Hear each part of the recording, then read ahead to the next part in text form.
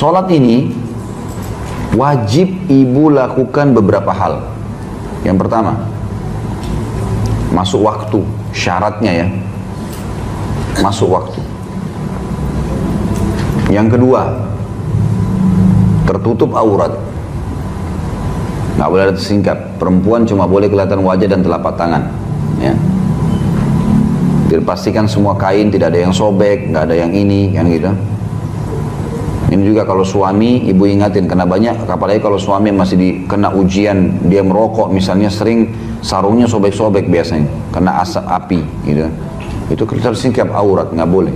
Ya. Yang ketiga, menghadap kiblat. Syarat semua ini ya, menghadap kiblat. Masuk waktu, tutup aurat, menghadap kiblat. Nah, ini syarat mutlak, harus ada. Yang keempat, dimulai dengan bersuci, wudu. Wudu. Nanti kita akan praktekin wudu yang benar, kita juga akan praktekin sholat yang benar. Wudu, dan wudu ini harus sesuai dengan apa yang Nabi perintahin ya. Harus sesuai apa yang Nabi perintahin. Nanti akan kita praktekin secara wudunya, tapi yang penting jangan sampai sedikit saja batas minimal tidak kena. Seperti misal batas minimal telapak tangan, berarti di sini. Jangan sampai ada celah yang tidak kena. Ini berarti sudah jelas ya, batal, berpengaruh pada sholat nanti. Batal wudu, batal sholat, kan itu. Karena ini berpengaruh ke depannya. Harus batas, dan kita punya batas minimal pergelangan, dianjurkan dilebihkan. Jangan sampai kurang. Siku, biasanya orang kalau siram siku tuh sikunya nggak kena.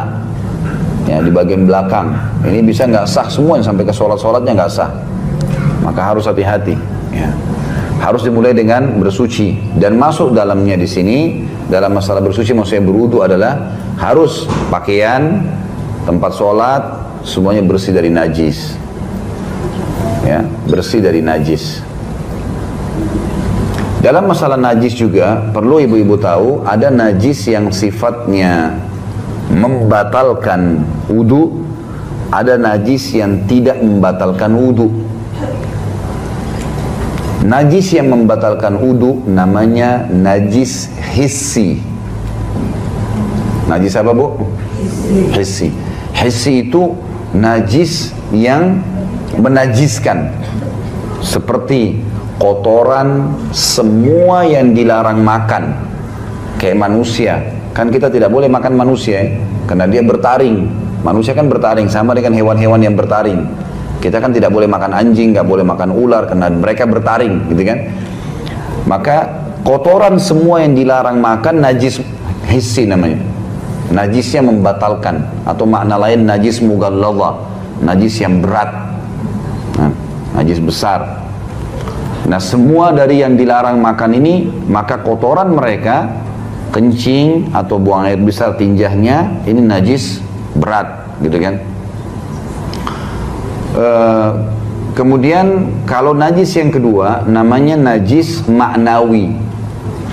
Najis secara makna, artinya dia najis tapi tidak menajiskan. Najis tapi tidak menajiskan. Seperti kasus kotoran hewan yang boleh dimakan dagingnya, kayak kotoran ayam, kotoran kambing, kotoran sapi. Ini kalau ibu keinjak, ibu cuci, wudunya nggak batal. Ya, kotoran hewan yang boleh dimakan dagingnya, kotoran mereka najisnya maknawi, najis tapi tidak menajiskan. Jadi kalau kita keinjak kotoran ayam, itu dicuci, tinggal dibersihin, nggak usah wudu lagi, karena dia dasarnya dagingnya halal dimakan. Kalau tadi yang najis yang berat, yang tidak boleh dimakan dagingnya. Masuk juga dalam najis maknawi alkohol. Pakai parfum alkohol. Itu kalau disemprot di baju boleh sholat. Karena apa? Karena najis alkohol ini najis maknawi. Dia najis tapi tidak menajiskan. Makanya boleh digunakan di luar tubuh, kayak membersihkan luka. Kalau teman-teman dokter atau medis itu membersihkan, boleh bersihkan pakai alkohol. Kita bersihkan benda-benda selama eksternal, di luar tubuh boleh. Kita tidak bicara kalau masuk ke tubuh. Masuk ke tubuh lain lagi, karena dia memabukkan jadi haram. Ya, kita bicara kalau dia di luar, najisnya maknawi. Jadi yang bisa dibedain di sini ya. Nah, tempat sholat kita, sejadah, tempat sholat ini harusnya dijaga dari najis-najis yang hissi. Tentu najis ma'nawi juga harusnya kita hindari ya. Tapi kalau bisa ada najis hissi yang berbahaya, bisa membatalin. Udah ya? Sudah berapa? 4. Masuk waktu, tutup aurat, menghadap kiblat, bersuci. Dan dalam bersuci ini sudah kita rincikan maksudnya wudu yang benar, nanti kita perhatikan cara wudu, dan juga jauh dari najis.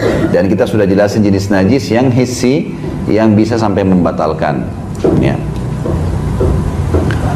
Masuk juga, maaf tadi ada yang saya lupa, syarat diterimanya sholat yang kelima selain tadi bersuci adalah tumaknina. Tumaknina itu tenang. Bahasa lainnya khusyuk. Apa itu khusyuk? Sama dengan konsentrasi. Fokus. Allahu Akbar, tenang. Pernah ada sahabat gini bu, masuk ke masjid, begitu sholat Allah Akbar, buru-buru. Selesai salam, Nabi panggil. Nabi SAW bilang, ulangin sholatmu. Diulangi sama dia, sama juga. Kembali lagi Nabi bilang, ulangi sholatmu. Yang ketiga kali dikerjain sama juga. Yang keempat kali kata Nabi, ulangi sholatmu. Dia bilang, ya Rasulullah, saya nggak tahu kecuali ini. Ajarin saya. Jadi Nabi SAW tadi suruh ulangin, karena Nabi mau lihat orang ini memang tidak faham, atau karena buru-buru aja. Nanti dia bilang, saya nggak tahu.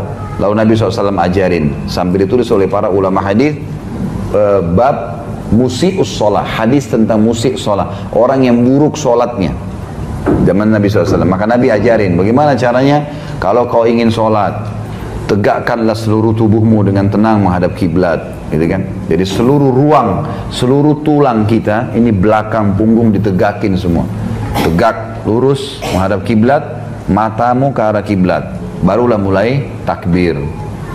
Dan takbir ini nanti akan saya ajarin sebentar caranya, bertakbiratul ihram. Setelah kamu takbir, letakkan di dadahmu, kemudian biarkan sendi-sendimu kembali pada tempatnya. Tenang dulu, baru mulai baca. Iftitahnya, nikmatin per hurufnya, karena setiap huruf dan gerakan dalam sholat berpahala. Jangan disia-siain. Mulai wajjahtu wajhiya lilladzi fataras samawati, tenang, ya. Begitu pula Al-Fatihah, sudah alhamdulillahi rabbil alamin, nafas dulu. Ar-Rahmanir Rahim, tenang. Maliki yaumiddin, pelan-pelan sampai selesai. Kata Nabi SAW, lalu kamu rukulah sampai seluruh sendi-sendimu tenang. Sudah selesai, baru baca doanya. Subhana rabbiyal azim. Kemudian bangun, sami Allahu liman hamidah. Selalu Nabi ingatkan, biarkan sendi-sendimu kembali pada tempatnya. Tenang, baru Rabbana walakal hamd dan seterusnya. Sujud, biarkan sendi-sendimu sampai tenang pada tempatnya semuanya, baru kemudian kamu membaca Subhana rabbiyal a'la. Begitu terus sampai salam. Ini hadis ulama masukkan dalam wajibnya tumaknina. Berarti masuk poin kelima dalam membatalkan sholat apa? Lawannya, tidak tumaknina. Sampai Abdullah bin Mas'ud mengatakan radhiyallahu anhu, kami dilarang oleh Nabi SAW sholat seperti ayam mematok jagung, ya, atau burung memakan makanan. Allah. Tapi kalau gosip sama temannya lama, sholat sama Allah buru-buru, ini nggak boleh.